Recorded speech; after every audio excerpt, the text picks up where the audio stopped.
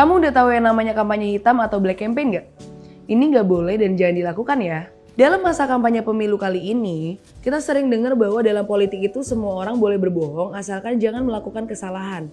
Yang penting menang.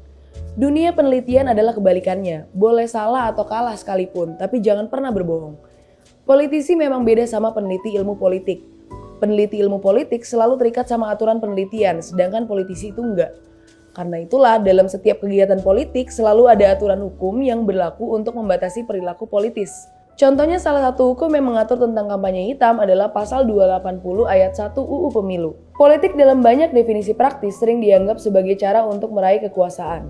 Mungkin ini nggak selamanya benar, tetapi mungkin kenyataannya sebagiannya adalah benar. Dalam meraih kekuasaan, kadang politisi itu menghalalkan segala cara, termasuk melakukan black campaign. Baik yang dia lakukan sendiri atau menyuruh dan membiarkan pendukungnya melakukan black campaign.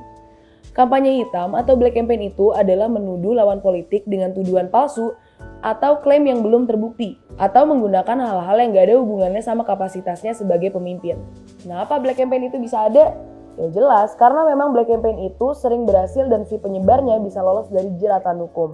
Kadang black campaign itu gak ketahuan siapa yang pertama kali melakukannya dan sering banget sulit terverifikasi kebenarannya. Kenapa black campaign itu dilarang? Ya karena black campaign itu bisa membuat permusuhan, kerusuhan, dan membunuh karakter seseorang dengan kebohongan.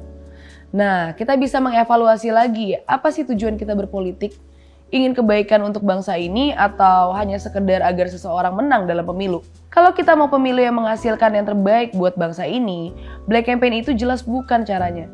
Tapi kalau keinginan sekelompok orang hanya ingin seorang kandidat memenangkan pemilu secara membabi buta, maka biasanya orang ini nggak masalah untuk melakukan black campaign. Semangat yang salah inilah yang harus kita pertanyakan.